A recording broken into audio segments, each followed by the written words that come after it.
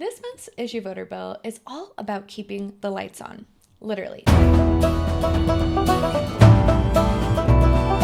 They say that lightning never strikes twice, but Congress sure does. After last year's marathon debate of clean energy and transmission reform, lawmakers are back at it again with a new approach to our grid. Today's bill, the Grid Power Act, officially HR 1047, and unofficially the sequel that no one asked for, but everyone will definitely be arguing about. Yeah, it's got all the ingredients, high stakes, partisan votes, and enough acronyms to short circuit your brain. Love these acronyms in these bills. Love our Um, acronyms. Before we dive in today, Stephen, we've talked a lot about energy this year. So let's just do a brief overview of what we have talked about, some of the main concerns here. We've done a lot of stuff on cars, haven't we? Electric cars and the move towards electric cars, and obviously had the burdens that that places on the electricity grid. It's obviously one of the big problems. But also, how do you charge them and where do you charge them? All those kind of things. We spoke last year about the various efforts through the Biden administration to actually improve grid access and to make our grid more flexible, more responsive. Yeah, we've also talked just a lot about the limitations of our grid, which I think is something that a lot of people aren't super aware of. And we make this strong push towards we need more Hmm. renewables, we need better sources of energy, Absolutely. and that is definitely part of it. But another huge issue here that is hard to even take into account is because our grid is so old, it's not just a matter of spinning up a solar plant or spinning up a wind power plant Hmm. and immediately there you go. Bob's your uncle, you can use the energy. A lot of the time, our grid can't even take more energy, or it's really difficult to feed that energy into the grid. And so it's just kind of a no winning area, it seems. Yes, and the grid isn't smart enough is one of the big Mm-hmm. problems, isn't it? So when you have a lot of renewables in your mix, then they are variable. They'll come and go. They're intermittent, and your grid needs to be able to cope with that and very quickly switch between different sources of electricity. And the American electricity grid just isn't up to that task. We also spoke about small modular reactors, of course, which is something very keen, and we'll come into the bill that we're talking about today as well. So that's a source of energy that should be quicker to build than conventional nuclear power stations, but is dependable because you can switch it Mm-hmm. on and off. You can always have it there, which is a lot of what the Republicans are talking about these days. So yeah, lots and lots of effort about this, but it's not only in the US as well. It's obviously a global issue. So Europe has really been struggling with this because obviously European countries tend to be very green. We all throw ourselves quite heavily into the whole green revolution when it first came Mm-hmm. up. What? 10 years ago now, 20 years ago, when things really first started kicking off. But it's been a very rocky road in Europe. And largely, we had obviously the war in Ukraine that meant that all of a sudden all the gas supplies were cut off. And we have a lot of gas-fired power stations. We had to find other sources of gas and desperately tried to mix up our grids a bit more, get a lot more wind power, which is very Yep. popular, certainly in the UK, more than solar. Because it's not very sunny, but we have lots of wind, so we have lots of wind power. But it's difficult because at the same time you've got this power increasing, we have the same problems about connecting new power stations. They say it takes about 10 years to get a new offshore wind plant connected to the grid, Mm. which just seems crazy, doesn't it? I don't Yeah. really understand why. I remember looking at some reports about the cost of building pylons, and if you have like an offshore wind farm in Scotland, which is where it tends Mm-hmm. to be very windy, you're going to need to build your pylons across very beautiful parts of the country, and the people who live there object to having this big march of pylons. Now you can put them underground, but that's like 10 times more expensive, and obviously you then have to dig up all the ground as well, so that's another problem. Right. So it's just simple, quite prosaic issues like that, coupled with very complex issues about this variability of the grid. Well, I think with that, let's get right into it. So, what is this Grid Power Act and why Yeah. does everyone keep calling it this reliability bill instead of another energy bill?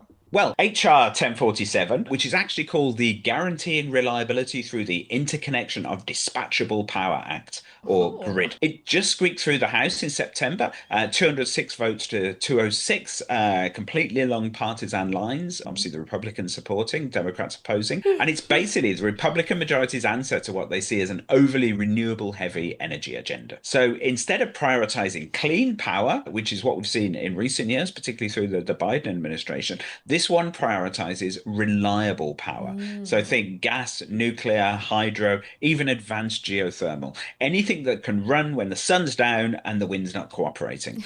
So these power sources are known in the industry as dispatchable, hence the dispatchable in the title of this bill. Energy sources that cannot just be switched on and off as and when they're needed are called intermittent. So that's your wind and your solar and so Okay, okay. Very good terminology for us to get here at the front. on. And this is kind of the grid version of these are the adults in the room, if you will. Exactly. If those adults are largely unconcerned with climate change and pollutants generated by fossil fuel energy sources, uh, of course, the Republicans are. So the bill actually orders the FERC, that's the Federal Energy Regulatory Commission, to overhaul the interconnection process so that dispatchable projects get to jump the line. So right now, the grid's queue for new projects is absolutely jammed. So we're talking years of waiting for approval to plug in. And like we mentioned, plugging in is an issue in itself altogether. But Absolutely. okay. So and that was one of the Biden administration's big pain points. They try to clear the way for these renewables and storage. So this is kind of a flip of priorities, right? Yes, yes, that's right. It absolutely does flip the priorities. So, under Biden era guidance, the FERC pushed to streamline things for renewables to hit those decarbonization goals faster. Mm. Republicans are basically saying, hey, that's great, but we can't run hospitals on wishful thinking when the grid's unstable. So, this bill says reliability first, carbon second. So, it's a massive philosophical and policy shift. Okay, okay. So, going from decarbonization goals to just trying to keep the lights on goals almost. Yeah. So, politically, this has been a hot one. What's the pitch of the bill sponsor, Representative Troy Balderson from Ohio? Well, Balderson's argument is pretty straightforward. Demand for power is skyrocketing, but our ability to generate reliable electricity isn't keeping up. He says that the Grid Power Act gives operators the tools they need to connect these critical projects, which for him are largely gas and nuclear plants that keep the grid balanced and hopefully lower costs for household and businesses. Okay, so that's the sales pitch there, but what's the Mm. pushback? Because I think I can already hear Democrats shouting line cutting. Yeah, absolutely, absolutely. So that was the main argument on the House floor when this was debated. The Democrats said that the bill would let fossil fuel plants cut the line ahead of wind and solar projects that are shovel ready and waiting. So basically, they see it as a step backwards, a way to lock in more carbon emissions under the banner of reliability. And there's some truth there. If this becomes law, it'll almost certainly slow the renewable queue and accelerate gas or nuclear approvals. Okay, all right. That definitely makes sense. So it's kind of reliability versus renewables. It isn't just this vibe shift though. It sounds like it actually has a few procedural teeth. Oh, absolutely. Yeah. It gives the FERC 180 days, just 6 months, to produce final rules and then requires updates every 5 years. So that's a pretty tight turnaround Yeah. for the matters of this complexity. And it forces the FERC to get stakeholder feedback before making any changes. So utilities, states, and industry groups will all have to weigh in. And crucially, a lot of the industry groups are those groups that certainly fell out of favor with the Biden administration. So Mm. think coal industry groups and things like that. So those old fossil fuel or organizations that had been sidelined. And it's partly why the Electric Power Supplier Association is cheering. So their CEO, Todd Snitchler, called it a balanced and appropriate approach, basically saying it keeps all sides in the room while addressing reliability concerns. Okay. Meanwhile, the environmental groups are, shall we say, less enthusiastic.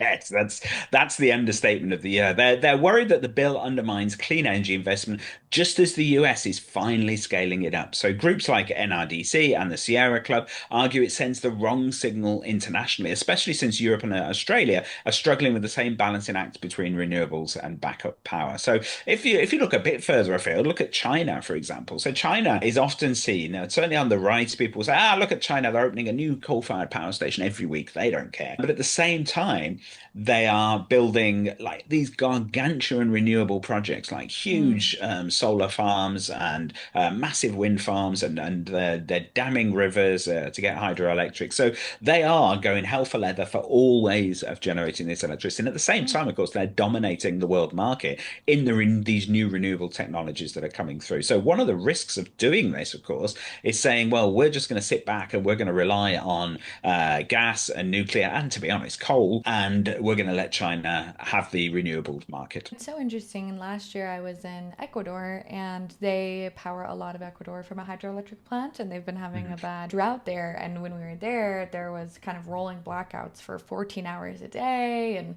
I mean, it was crazy. And it's just one of those things where that is something where you just don't over index. Yeah. That's something that we're trying to think of here a little bit, but then it seems like we're just kind of Mhm. over indexing on what we know works and isn't something that is Yeah. intermediate. So how does this compare globally? I know we talked about China, but where does Europe kind of come into all of this? Europe really did try to go all in on renewables, but when transmission lagged behind, they ended up having to subsidize gas plants to keep the lights on. Australia's been doing the same thing. It's been scrambling to add firming capacity for the same reason. So the Grid Power Act actually borrows from that playbook. It's Mm, saying, let's fix reliability before we hit a crisis. It's a preemptive move, or at least that's the hope. And I think it may well be informed by the Spanish crisis last year that people may be aware of when the lights really did go out there. The mm-hmm, entire Spanish power grid just fell over, and no one was quite sure why. But it looks as though the reason why it fell over wasn't that there wasn't enough power because they were sucking power in from all over the place. It was because the grid just couldn't cope with these variabilities. It wasn't modern enough. It wasn't flexible enough mm, to actually cope with all the different sources of energy coming in, and it mm-hmm, shut down. So that's mm-hmm. obviously they're desperate to avoid that because if your grid falls over like that and the power goes out even for a few hours, see the economic impact and the social impact can be enormous. Yes, absolutely. So if this passes, what actually happens? Are we talking big shifts in the power mix? If it passes, then yes, we'd likely see shorter wait times for gas and nuclear projects and longer ones for wind and solar. Utilities will be able to justify reshuffling the queue as long as they could prove it improves reliability. Developers counting on Biden era reforms would have to rethink financing and project timeline. And that's why it's such a big deal. It changes not just what gets built, but when and how. And as we know, with these huge infrastructure projects, what counts is consistency and a long timeline. So you can Mm-hmm. see ahead.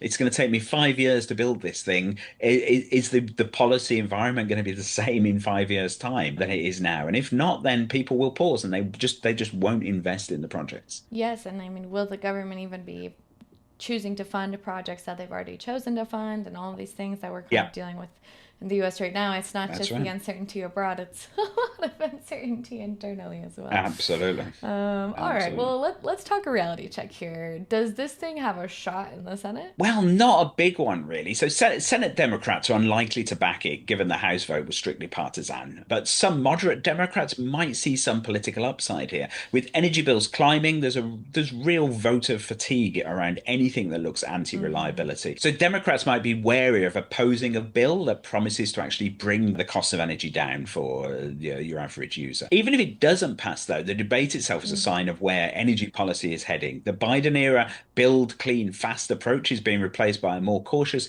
keep the lights on tonight mindset. Okay, all right. So, whether or not the Grid Power Act survives, the conversation about how we build power and what kind of power is definitely not oversolved or done with. Oh, absolutely not. No, the grid fight is kind of America's energy policy in miniature. Climate Mm, goals on one side, yeah. real world physics on the other. And sooner or later, they've got to plug into the same outlet. Nicely said. All right, so that's the GRID Act, or HR 1047, the latest attempt to keep America's grid reliable, resilient, and maybe even bipartisan someday. Ooh, hope springs eternal, just not necessarily renewable. Well, that's it for this episode of Beyond the Bill Number. Check out the full issue voter analysis and follow along with every federal, state, and bill at billtrack50.com. And remember, the power may flicker, but the legislation never stops.